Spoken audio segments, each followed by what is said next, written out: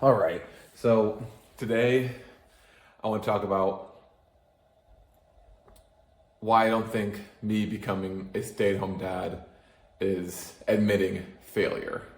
Um, Oof, man, this is a deep one, and I don't really even know where to start, but I guess a good place to start would be that was kind of how I felt after the initial rush of the pressure release from, for the past 3 years of side hustles, constantly thinking about how I have to quickly generate enough income to replace my wife's income so she can quit her job and stay home. And if I don't, I'm a failure and it's all over and she's gonna leave me, or my family's gonna blow up, or my life is a failure, basically. To, okay, now that pressure's gone, that kind of feels pretty good, but then we're sitting with it for a little bit, realizing, well, actually, now it's kind of like you've tried this thing and now you're saying, I failed at this thing and now I'm going to become a stay-at-home dad. It kind of reminds me of when people say, if you can't do, teach, right? So if you try to do something and you fail at it, then the backup plan is being a teacher, right? Versus me, I went out, tried these side hustles, I failed at it, and now I'm becoming a stay-at-home dad. And there's kind of two parts to that I'm trying to kind of come to terms with. One being that even if I were just to admit that is what's occurring, that I tried these things, they didn't work out, now I'm staying home, that in itself is not a failure, but also that just because I failed at these things in the past, and now the main priority is me staying home with the kids, doesn't necessarily mean that it's over, right? My opportunity at becoming an entrepreneur or having some sort of business for myself is over forever, which is not necessarily the case. In a sense of, at least the plan now is that I'm going to continue to try to do things on the side, just not as high of a priority, which I do think there are some potential pros that come with that. Obviously, there's cons of less time, but also the pros of the less pressure might allow me to be more efficient. So that's kind of the overall topic of today. And this was sparked by a conversation I had with an old friend yesterday, which I really needed. So I'm gonna hit my workout, and then after my first set, I'll come back and kind of talk about that conversation I had and kind of where it's led over the past couple of, hours, because this happened yesterday afternoon and the wheels were turning.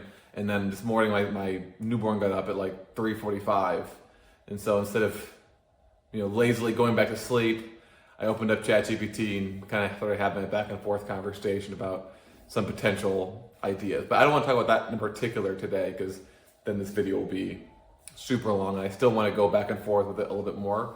So I'll probably talk about that tomorrow. This is the overall concept of me going from I'm a failure to, no, I am losing currently, but there's still opportunities to win. So let's get into the workout. All right. So I was kind of coming to this realization on my own, slightly. I discussed it a little bit in the last video, last journal, thinking about how, there's kind of two ways to look at this. There's one is just to dwell on the failures in the past and how much you messed up. And the other option would be to focus more so on the future and what you can do to get yourself out of the situation. Or is it a combination of both of, yes, you need to focus on the failures, but the focus isn't more so of pouting and complaining and being sad about it, but more so of how can I learn from those past failures, and then adding that to the other side being the future, and how can I apply those lessons to the future so that I don't continue to lose and can start winning. And I didn't really know which one I should do. And I had the conversation, so flash forward to the next day, and it's interesting how fast these things happen, but because the idea, here's the plan with my wife, was that I would continue to try these side hustles while prioritizing the kids. And then if she were to lose her job or her job were to develop into more stress, more hours, more traveling, then I would have to basically get a W-2 job. And so as I said, I don't have many friends, and the one friend I do have, he's been working a W-2 job. I met him at my first job actually. So I kind of the plan was to give him a call and just to figure out if it's even realistic for me to get a W-2 job since I've been out of the game for so long. And of course I was kind of like embarrassed because like when I was with him, like my identity was, I like presented myself as this super alpha, got it all figured out, going to build an empire kind of guy. And so it was hard on my ego to admit to him that, hey, for the past however many years, I've done these side hustles and I failed at them. And, like, I basically it's over and now I need to get a regular job. Pause for 1 second. I'll be right back. All right. So then going back to the story. So I didn't necessarily say it exactly like that, but that was kind of implied where he was like, okay, so sounds like what you're saying is that you're ready to get a W-2 job. And I was like, well, not necessarily. That's more so like, hey, if push came to shove and I had to, could I? But the plan right now is for me to still continue to do these side hustles. But then I went into the explanation of, and deeper into kind of why I was kind of discouraged. And he reminded me of something where, which I'd kind of forgotten about, where he said, one of the most memorable things that I've ever said to him was back when we were doing CrossFit together. And, I'm like a 0 to 100 kind of guy. Like if I do something, I go all in. And so I started working out in college, more so like bodybuilding stuff. Then I found CrossFit and I became like obsessed with it. I'd be doing it, 2-3 hours every day, the dieting, the research, the stretching, all of it. I was all in. It's basically all I did. All my choices were around CrossFitting. So I did that for like a year and a half, and I got super good at it. I would do competitions, I'd get first place. There's this thing called like the Open, where it's a competition. We do the Open. If you do well in the Open, you go to like, everyone from that region, that place, the top, whatever in the Open, they go to regionals, they compete. And then if you, place in the top, whatever there, then you go to the actual games to compete. And that's my goal, to go to the games. But I had been doing CrossFit not very long, and I did the Open, and I did really, really well. The only reason why I didn't make it to regionals is because there was like kind of some random workouts that I couldn't do super well that were like skill-based, like double unders, handstand push-ups, because I'm like 6'4", so handstand push-ups were not easy. Anyways, so I was doing it, and I was winning competitions, and then I eventually stopped doing it, and he kind of asked me why. I think me and him were having a conversation. I was like, I think I'm going to stop doing this. And he kind of asked why. Like, you're doing so good. Like, why would you stop now? And I kind of told him, like, I beat it. Like, I'm the best at the gym. I'm the best guy at the gym. I win all these competitions, and I'm kind of like 95% to beating it. And the extra 5% would almost be like impossible to do just because of limitations of my size. And like I beat it. And so he always says he always thinks about that, and basically what he was implying is that like you're an impressive dude, like you're probably one of the most impressive people I've ever met, and like you're the guy that beats things, like you win, and so you don't give up, like keep doing it. He's like, I wish I had like what you had. I wish I could do what you do. And so that kind of like reinvigorated me in a sense, re-inspired me to like, yeah, like what am I talking about giving up? Because I'm, because of past failures, or because I don't have enough time, or whatever excuse that I have. right? Because even if it's true that in 20 years from now, I am still in the same situation where I've tried all these different side hustles and none of them have worked out, I'm certain, and even my wife says this, that I will feel better by trying and failing than I would by just not trying at all and giving up and throwing in the towel. Even if I'm like physically trying, but like mentally in the back of my mind, I'm thinking this isn't gonna work out. Like what am I even doing? And just kind of going through the motions, right? And again, this isn't some.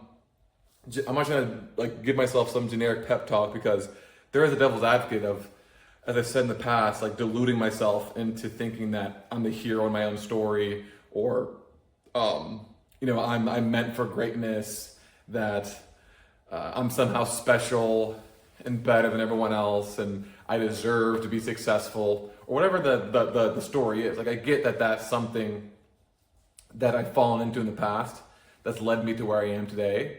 But it's also possible that that's not necessarily what has led me to where I am today. And I'm just assuming I'm assuming that is something I need to stop doing and be more realistic. And so that's kind of like where I was, where he's like, no, like, dude, I remember back when, like my buddy, he was saying how, because we were doing real estate, and he was saying how, I remember we'd hang out on Sundays and we would talk about like building a real estate empire, and joke about how whenever we bought a house, we put our own like custom like bat signal kind of thing. So whether it's like our anagram or our whatever logo we had for ourselves, and we put these bat signals on our houses that at night at night we turn our bat signals on and the sky would be lit up by all of our logos showing how many properties we owned, right? Like obviously that's not what we did, but that's delusional, and we're like, because of that, we were inspired to go out and buy real estate, and we built not these huge portfolios, but like we had decent sized portfolios, and it worked. Like that delusion actually worked. So it's likely that delusion of thinking you're the hero, again, might not necessarily be a bad thing, right? It might not be true, but it could also be useful. And as long as it's not, hurting anyone, then why not do it? So after that conversation with him, I was like, dude, we need to stay in touch. Like I need external opinions and ideas and inspiration, as opposed to just being stuck in my own head, right? Because again, that was another one of the problems, is that I keep doing these side hustles. Like, I picked this side hustle based off of my own thoughts, and then whenever someone kind of gives me any feedback, I ignore it, because that's what you're supposed to do. You're supposed to just, again, burn the boats and just go. And then 6 months to a year later, I realize, that person was actually right. I shouldn't have done that. And so now moving forward, I am kind of trying to shift my mindset back more to being delusional, but maybe not as delusional as before, so that I'm actually taking feedback from people and critiques, so that I don't fall in the same traps in the past, but also focus really strongly on like, what am I going to spend my time on, and figuring out kind of what questions I need to ask in order to figure out what to do next. And I really do think that auditing my past side hustle failures will play an important role in that, even though it'll bring up, some past memories, and it might, for a couple of days, kind of spiral into negativity again. But I have to figure out specifically what it was about those things that made me fail, so that I don't do them again. Because I kind of already feel myself being sucked back into, things that are saturated. Because the biggest problem here, just like an overall theme of the side hustle that I want to explore more. Well, no, I won't do that right now. So I want to keep it on track. Because again, the topic, I'm grounding myself back on the topic of being a stay-at-home dad as a priority is not me failing, and I can still try to do something. And again, that comes back to just not giving up, and so that requires figuring out why I gave up on these side hustles in the past. And the one identifying thing so far that I've said is I need to talk to people about these things. Just because just because you're supposed to be deluded into believing this is going to work out no matter what, at the same time, if you're not listening to other people, right, who aren't as deluded as you, then you're maybe ignoring positive, good feedback, which in my case, I definitely was. Because even just my wife, for example, gave super good critiques of what I was doing, and I was like, nope, I'm not listening. I'm just doing this. If you're not gonna be supportive, then don't talk to me about this whatsoever. It's basically what I said. And then flash forward to where I am now, and she was right. The wife's always right. So yeah, we'll pause there, hit my next set, and then if I come back, I come back. If not, we're done for the day. All right, and then one last important point that I kind of missed a little bit, because obviously the most of that was talking about how in the beginning I positioned it of there's kind of two paths. There's one was you did the side hustles, and then they didn't work out, so now you're gonna become a stay-at-home dad, and that's okay, or is it not okay? And the other one is you tried these side hustles as a priority, and they didn't work out. So now, because of your circumstances, your priority is going to be the kids. But at the same time, that doesn't mean it's over. Doesn't mean you give up. You keep trying. You keep trudging ahead, and see what happens. So I talked a lot about that one, and I didn't really talk much about, okay, well, what if you're just a stay-at-home dad forever? What if it doesn't work out? Which I guess I kind of talked about, but figuring out how to come to terms with that as well. And I'm not going to pretend like, I've come to terms with that, and if that's what happens, I'm okay with it, because I'm not. And maybe that is an indication pointing me towards that there's still something there that I can do. But because I got some comments, which is nice, and a lot of them are kind of saying essentially that being a stay-at-home dad is okay, and be grateful for that you can spend time with your kids. And be honest with yourself about that, because it'll make the experience much easier when you're interacting with other people. And which is interesting, and I appreciate it, because I would much rather have that than a bunch of people in my comments calling me a loser. But again, I just don't know how I think about that. I don't know if that is true.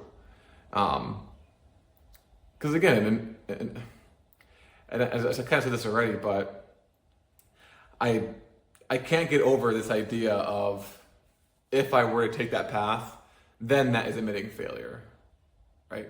Like, failing in the past is one thing, but giving up, which is by default failing in the future, to me is like something else.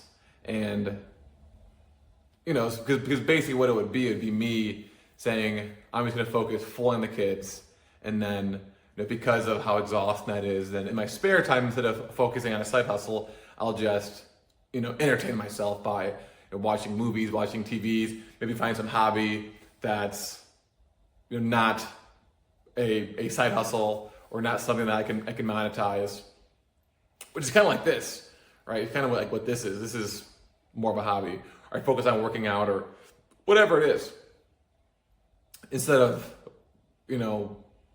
continuing on the path of trying to find something. And so I don't know how I think about that. I don't know how I think about me I'm a stay-at-home dad, and what are you doing on the side? Oh, just nothing. I'm done. Or I'm done for good. It's over.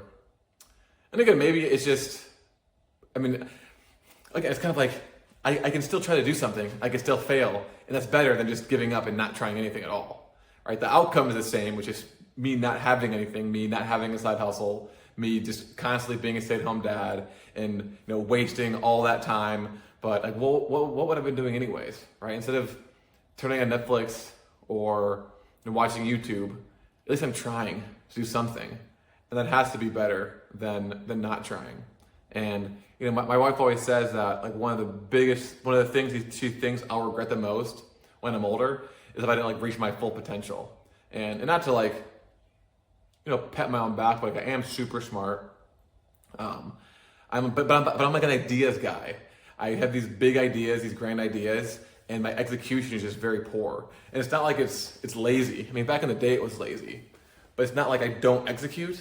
It's just I execute on the wrong things. And again, I think that will be something that when I analyze my past side hustles, I mean, there's gonna be an infinite number of themes.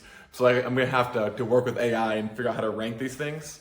But I think she's right. I think if I don't reach my full potential, or at least attempt to reach my full potential, then when I'm older, not gonna feel great. And so that's like a tactical takeaway. Like the tactical takeaways, just to kind of summarize it in my head, is like you can't give up. You got to keep trying, even if you can't work every day.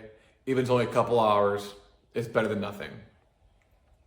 And then another thing would be this idea of delusion, which kind of ties into the giving up. But it's okay to delude yourself into believing you're going to be successful no matter what. But I have to take outside feedback seriously, especially from my wife. I can't just ignore her opinions.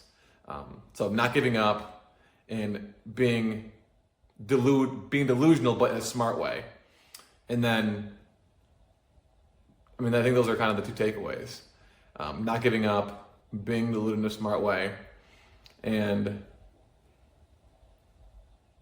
yeah, I think those are kind of the two big themes. So I think that's it for now. We'll be back next time.